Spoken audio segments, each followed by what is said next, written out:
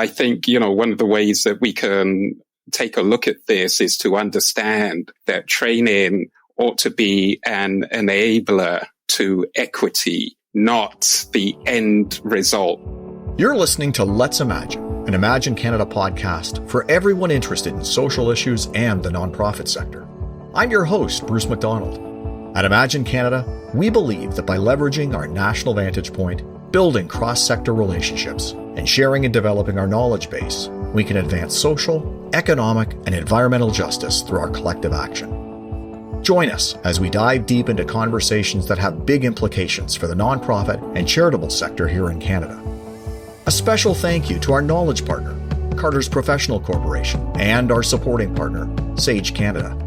Together, let's imagine a stronger future.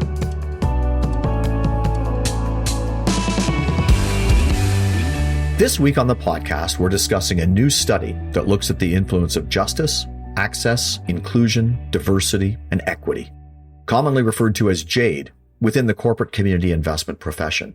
The COVID-19 pandemic, the ensuing racial reckoning and rallying cry for justice resulting from the murder of George Floyd, and Black people killed through acts of anti-Black racism has taken corporate citizenship and philanthropy to an inflection point, an opportune time for reflection and assessment.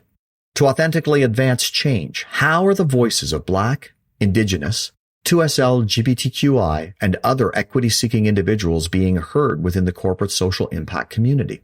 This research explores the beliefs, culture, and practices that inhibit or enable equity within corporate nonprofit partnerships. The results are from a survey of Canada's largest companies, interviews with various CSR professionals, and discussions with young leaders. To discuss the state of corporate philanthropy and explore ways of how companies can better advance philanthropy to advance JAIDE, I'm grateful that Mide Akerewusi, founder and CEO of Agency, is joining me today. Mide, thank you for accepting our invitation. Hi, Bruce. Thank you for having me on your show. Delighted that you're here. So we're going to kick off right at the beginning. This research, which was designed and authored by Agency in collaboration with Imagine Canada and with the generous support of the RBC Foundation, is the first in Canada to explore this topic. Mide, the study uncovered a lack of representation and influence of Black and Indigenous professionals within the corporate community investment field.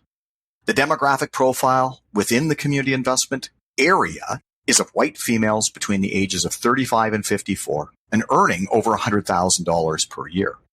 Only 25% of Black practitioners in the study reported having funding decision-making responsibility, in contrast to 96% of white respondents. What might explain this disparity? And in what ways can companies and foundations encourage more diverse participation and decision-making in their teams? I think that's a great question, Bruce. I will answer it in a number of ways, if I may.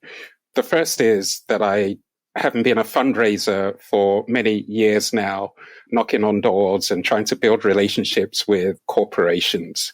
My experience of working with people on the inside of corporations who are engaged in CSR has largely been very positive.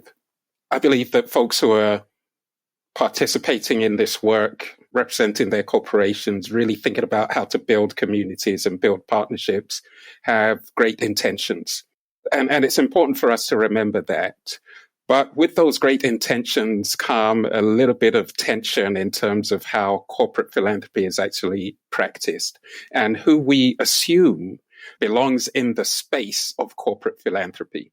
So I think the Black experience, I would say, in Canada is largely one where Black people are really kind of fighting against the grain to feel and be included in Canadian society. And I believe in general that corporations are not immune to that situation either. So whether we see disparities in corporations, be it in pay that is awarded to Black people or pay that is awarded to white people, that I think is emblematic of the overall situation of the social disparities between Black and white people in Canada. So if they're happening in our societies, they're definitely going to be reflected in corporate practice as well. It's interesting how you talk in this response about disparities, and we're going to explore that a little bit more. The study also highlights a lack of demonstrable evidence of JAIDE practice beyond sentiment and training. And while several companies indicated support for JAIDE-oriented models like participatory grant-making, few are really unable to provide clear examples of the steps that they have taken to implement alternative approaches. There's strong support for decolonization of wealth in principle, but few demonstrable practices. And companies appear not to be a driving force for JAIDE practices within the nonprofits they support. So how could decolonization of wealth play a stronger role in foundation and corporate giving? I feel companies have put themselves in a little bit of a box here. I think there's been this assumption that whole-scale investment in JAIDE training is the panacea or the silver bullet to all of the inequities that may arise or occur within a corporate organization. That's a misnomer. And I think, one of the ways that we can take a look at this is to understand that training ought to be an enabler to equity, not the end result. And so my feeling here is that corporations have been diligent and perhaps even generous in their investments in EDI or DEI training without necessarily then thinking about, well, what is the actual impact of that training on the corporation itself? So I believe corporations are kind of reporting the wrong results. The training itself is good, but the training ought to lead to some kind of systemic change. And to your point, those systemic changes are not occurring. And so we then know that training on its own is not going to solve this problem. I think, there are some very kind of troubling and disturbing facts when we talk about decolonization. And maybe it's important for me to express what I believe, the term decolonization of wealth, what I believe that to infer. I believe that we in Canada have this kind of dual challenge of needing to question the source of our wealth. Number one, within corporations. And then secondly, how we use that wealth. And so when we talk about decolonization of wealth, it's really to question what have we done to acquire wealth that may be damaging to societies, to our environment, and how are we using our wealth to either repair, sustain, support, or help communities? And what are the systems that are in place that enable communities that can't access the wealth to actually access wealth? And so that's what I think decolonization of wealth is about. Now, some of these barriers actually occur, as far as I'm concerned, at the very highest levels of corporations. So when we consider both our national statistics of representation of Black people and Toronto's statistics of representation of Black people, and overlay that with senior executive roles in, for example, the TSX, we see that only 6 out of the 800 senior execs on the TSX are Black. We see that only 4 out of 700 board members on the 60 TSX companies are Black. And so what we see is, as far as Black participation in decision-making roles, in roles that endow Black people with power, there seems to be some resistance in opening the door for Black participation. Those are some pretty compelling points about companies that are listed on the Toronto Stock Exchange. But we're going to switch gears and talk about another aspect of the research. Another key learning from the study is that there's a low priority placed on community investment within the company itself and low urgency towards change. Corporate community investment is often seen to be of low importance within the company, and it brings into question the authenticity of company efforts and marketing. Professionals are often shifting between departments, with several rungs between community engagement staff and senior leadership oversight. There was also a sentiment that companies are only being spurred into change or action during a crisis. And last fall, Future of Good published an investigation that found that while some of Canada's 50 largest publicly traded corporations have announced millions in donations to support Canada's Black community since 2020, nearly half have not publicly disclosed any donations. What is important about the situation that's uncovered, and how does it relate to the findings of the study on JAIDE in the community investment field? This is what I refer to as the commoditization of CSR. As far as some corporations are concerned, CSR is merely a commodity that supports marketing, brand building, employee engagement, volunteering. It kind of, if you like, provides the corporation with some kind of social impact halo that the corporation may feel that it needs. I think we're in danger of that being the kind of typical model, and I've seen it being practiced. But on the other hand, the stats that you share also are really challenging, because what we see actually in Black communities for sure prior to the tragic murder of George Floyd was that Black-led, Black-serving, and Black-focused organizations were not being included in the philanthropic largesse or dispersal of philanthropic dollars to any degree near the size of our population in Canada, despite the fact that Black people are customers to many Canadian companies that are actually involved in community investment. Now, why is that? I think at the end of the day, corporations have kind of ridden, if you like, the wave of being pro-Black and, challenging anti-Black racism.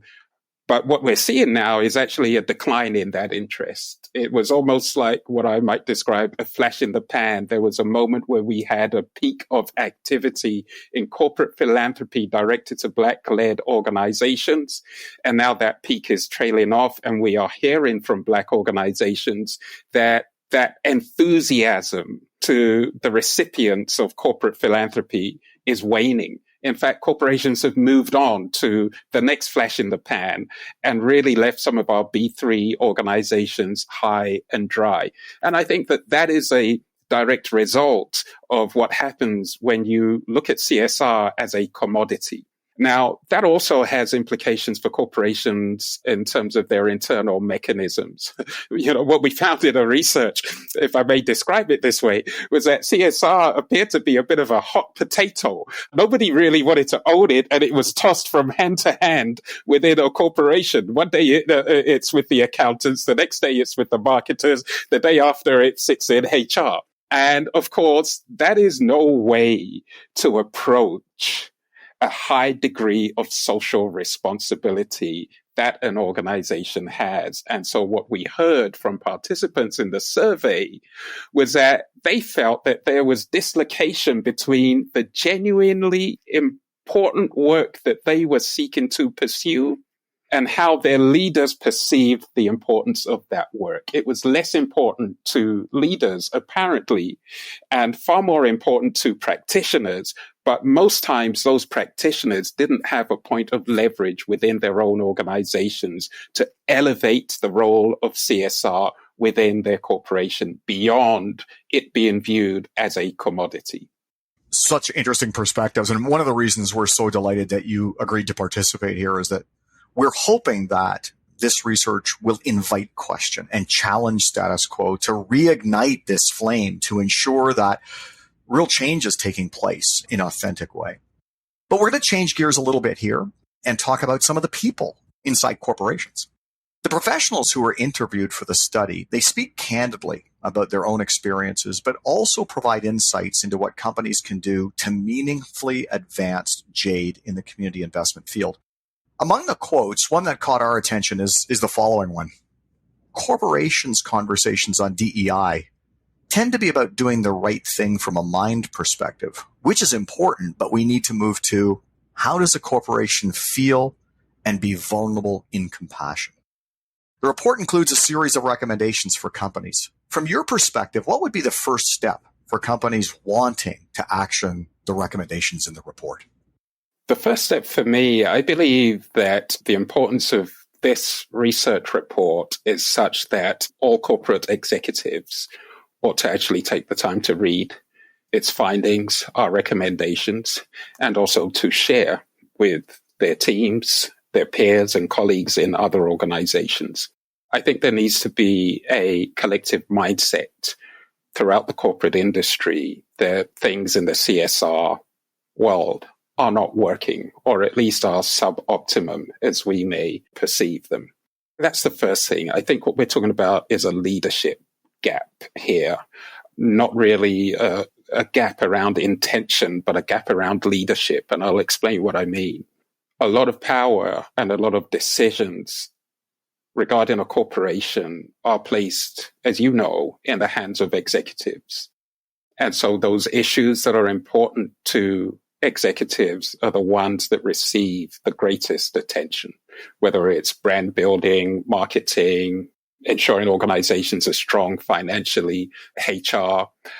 And our question is, why not CSR?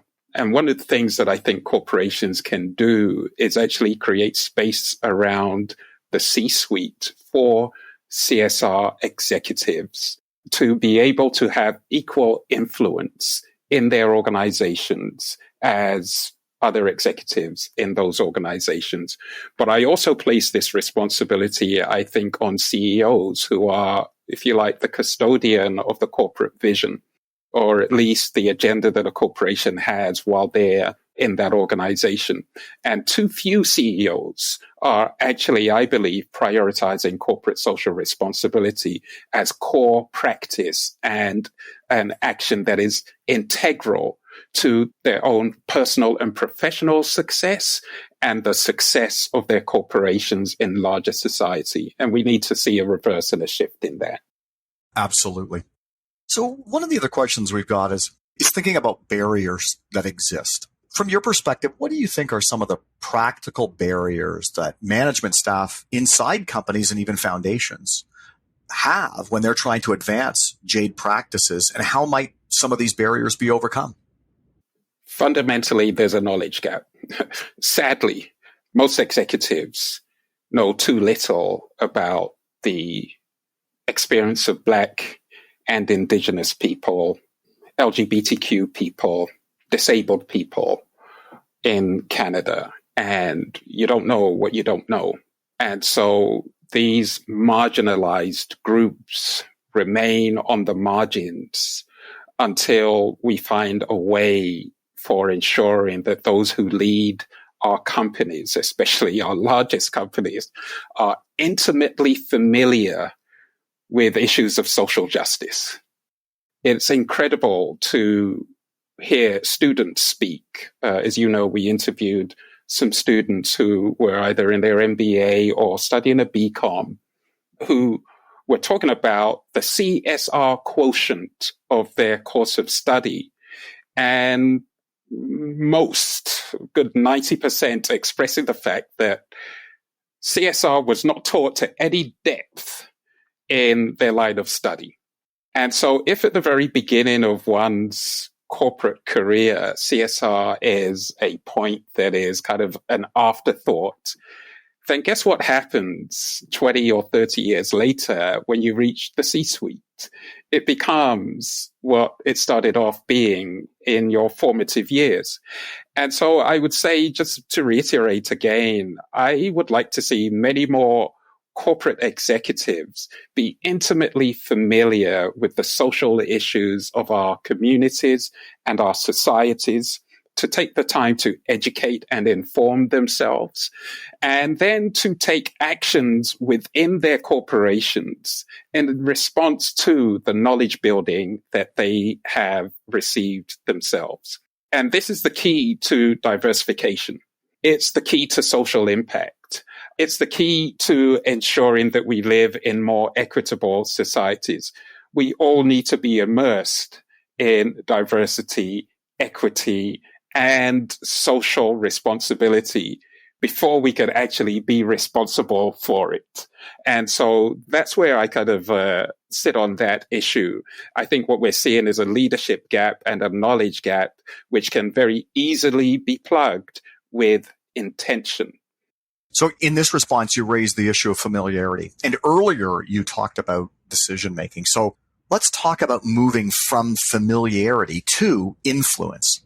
In what ways do you think that companies can encourage people with lived experience, more diverse participation to be added to decision-making processes in their teams. Are there any practical thoughts or examples that you might have to share? The first is the door must be open to Black, Indigenous, LGBTQ, and disabled people to join the C-suite.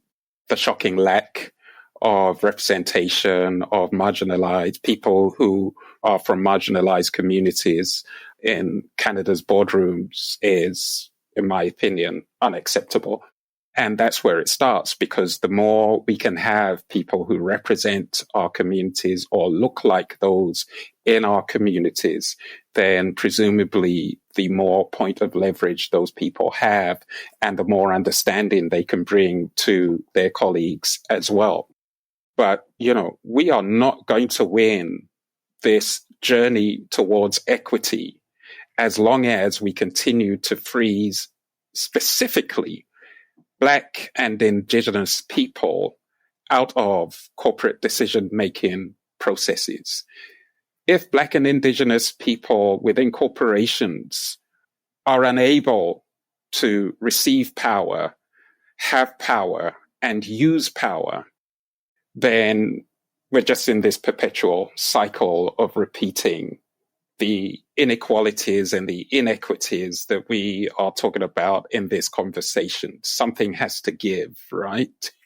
At some point, we have to move beyond the stats, the shocking stats about exclusion, into promising stats around how we are becoming a unified society, irrespective of race, religion, ability, sexuality, gender. And I feel that it is not a complex issue. It's just that there are some barriers that are in place that we haven't really given our attention to in terms of how to deconstruct and open the door for others to come in and take a seat at the table. It's interesting when you talk about opening the door so others can take a seat at the table. This also is a nice sort of segue into the point that you raised earlier about engaging with younger people. And I thought one of the things that was really interesting about this study was that it engaged young people who are interested in careers in CSR to hear their perspective. So it really delved into the sort of experiences, perspectives, and aspirations of business students and young CSR leaders. And we know because of the study that there's a lack of diversity within the corporate community investment profession. There are likely many factors at play that led to this situation. But from the perspectives that you heard from young, diverse people, what may be preventing them from choosing and staying in a career in philanthropy and social impact? And what can be done to change this? I love this question, Bruce. I love all your questions, by the way. I think they're really kind of deep and insightful. And I think they get into the nub of the issues that we really ought to be talking about. What prevents or what may be preventing young people from entering the social good space? There are many reasons. Some of the most compelling, I think, is an area that the study touches on is around remuneration, how people are paid. And, one of the things I think we begin to scratch at is that, first of all, social good within a corporation appears to be the work of women. This assumption that this is women's work, as you stated in the beginning of our conversation, 75% of those we spoke to who were in the CSR space were women. And so, what might that say about our patriarchal society even today? And what that means, as we all know, that women unfortunately experience shocking pay disparities in comparison to what their male peers receive. So not only are we suggesting that this social element of corporate responsibility is one that ought to be designated to women, we're also saying that women should not be paid as much as men in doing this. Now, if I were a young person in university about to graduate, I would take a look at that and I'd say, well, why would I want to enter into CSR, right? I might as well go and do kind of like M&A or work in the marketing team or something, or in the sales team. So I don't think strangely enough, I don't think we are positioning the crucial issue of community building as being central to the practice of all institutions, as well as we should. And what I mean by that is that this CSR role or function is seen as minor and junior within the hierarchy of an organization. So again, as a young student observing this situation, I may have aspirations to excel in my career, which rightly I should. But then I see the corporate social responsibility roles, and I understand that they are juniorized roles, almost perfunctory roles, and not roles that are taken serious within the organization. So I'm going to be resistant, frankly, to pursuing that role, which is it's not such a great message we're sharing with our young people, is it? Well, certainly not if we want change and we want emergent leaders to take this pathway. If it's not viewed as important or influential, that's really not going to occur. So we're going to stay with some of the findings from the interviews that you did with younger people.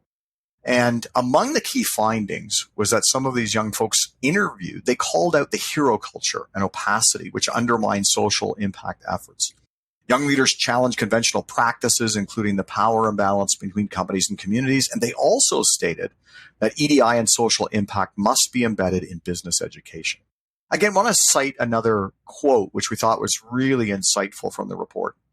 It all boils down to instilling in every manager and every employee the value to do the right thing. One training which encompasses all of this is empathy training. And the more you bring it up, the more you reinforce. That's where you actually drive a behavior change. So what can corporations and the social impact sector do more broadly to help drive this kind of behavior change? I think it starts with the foundation that corporate leaders have built for themselves.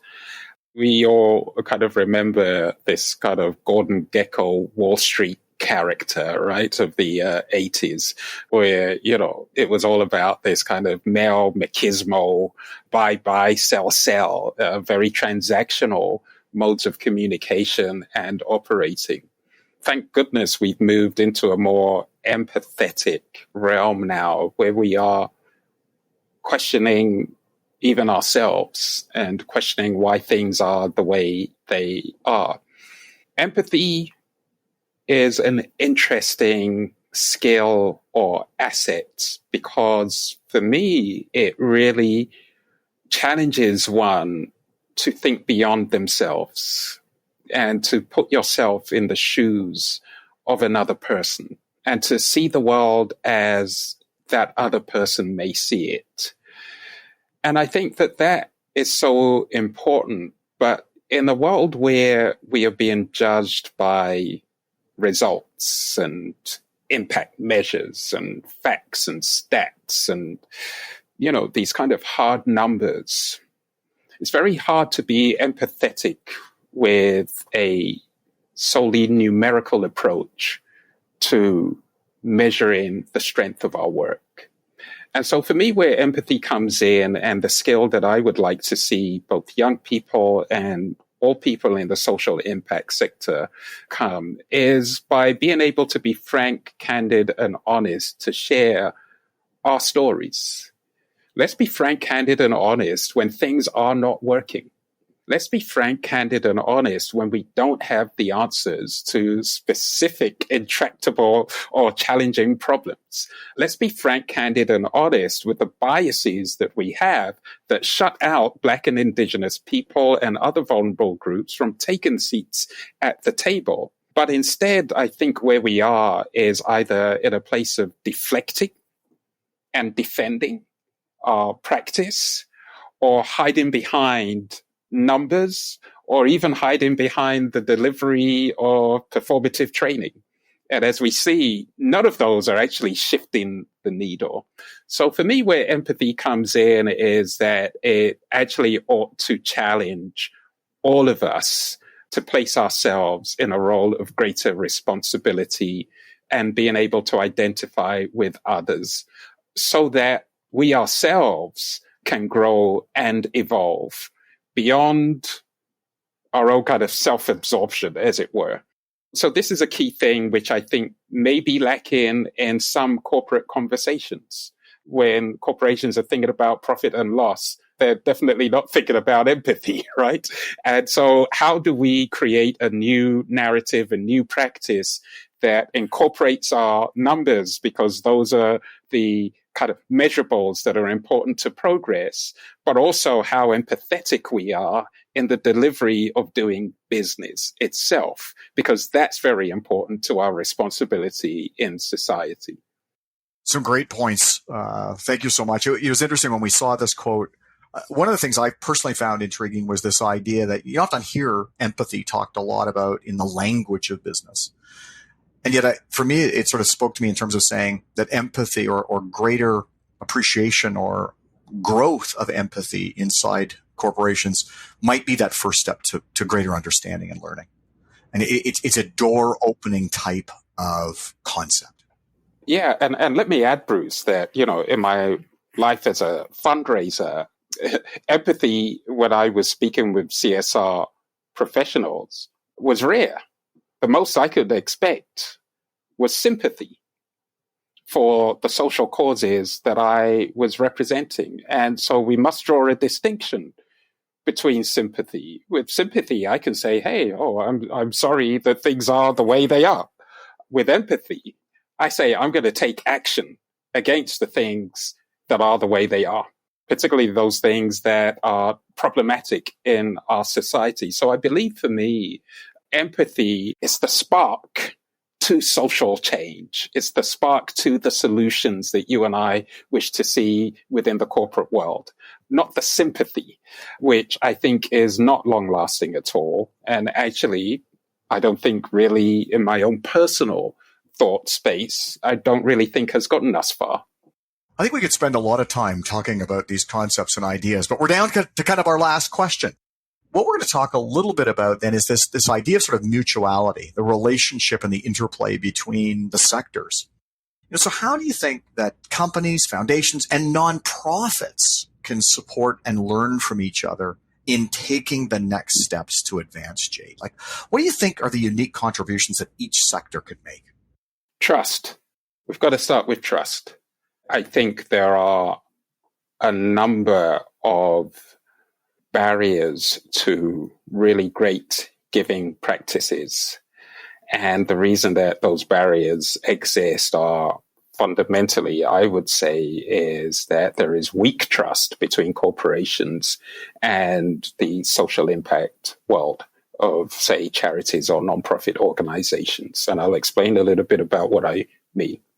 Again, drawing on my fundraising experience back in the day, this notion that if I were to complete this 35-page funding proposal that contains 100 questions, it somehow, as far as a corporation is concerned, satisfies all of their interests in funding an organization, but actually cripples the organization in terms of the hideous amount of time that they need to fill in the application itself, the creativity that is required to somehow compete and distinguish their brand from another organization without even any certainty yet of money being awarded to them by the corporation.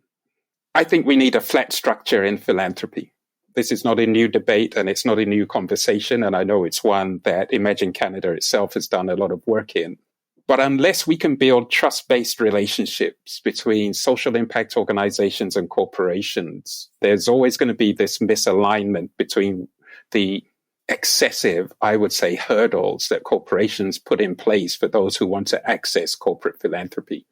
And so we've got to deal with this trust issue. And Bruce, I would tell you that the trust issue is magnified mostly in Black-led, Black-focused, and Black-serving organizations. The reason why less than 1% of foundation and corporate philanthropy in Canada is directed to B3 organizations is that the leaders of those organizations do not trust the work that Black people are engaged in, though Black people are directly in communities, doing this work on a shoestring budget and creating tremendous social impact for all Canadians, but there is no trust from those partners or those people and organizations who ought to be partnering them.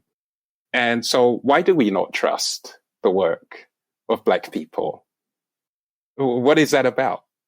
And so I think all corporations, all philanthropists, everybody who is a stakeholder in painting a picture of what a great society looks like must do so with intimate knowledge about the role of Black people in community building and the role of Indigenous people specifically also in community building. And, this is an area that I'm very passionate about because I have seen many corporations give funding to nonprofit organizations who, through marketing, present a veneer of being kind of supporters of people in the Black community. But those same organizations have no Black executives, hardly any Black board members, and majority of their Black staff are junior within that nonprofit organization, but all of their marketing essentially is kind of Black focused. Now contrast that with Black-led, Black-serving, Black-focused organizations who do not receive funding for doing the same work because they are essentially Black. So, this is something which I think when we talk about trust, it's the beginning of unraveling some of the barriers that we have spoken about in our conversation today. And I think corporations need to be, well, not just corporations, philanthropic foundations and even individual philanthropists need to be far more trusting of Black and Indigenous people as experts and people who have solutions to the challenges and opportunities that they are presented with. Trust, empathy, familiarity, influence, decision-making, power. Mide, thank you so much for taking the time out of your busy life to spend some time with us today on this podcast. And also, we're so grateful to have worked with you and your team on this report. And we're hoping that both the publishing of the report, the broadcasting of this, will be another addition to the spark to try and keep this conversation going and make sure that the momentum is regathered for true and authentic change. So thank you so much for your time today. Bruce, thank you. It's a pleasure to work with you. I appreciate this conversation. Thanks for listening to the Let's Imagine podcast. For full show notes and to subscribe to our newsletter so you never miss an episode, please visit our website, www.imaginecanada.ca. Also, if you really like this episode, we invite you to leave us a 5-star review wherever you listen to this podcast, as this helps other people discover us and engage in these conversations. And again, thanks to our sponsors, Carter's Professional Corporation and Sage Canada, for supporting our podcast.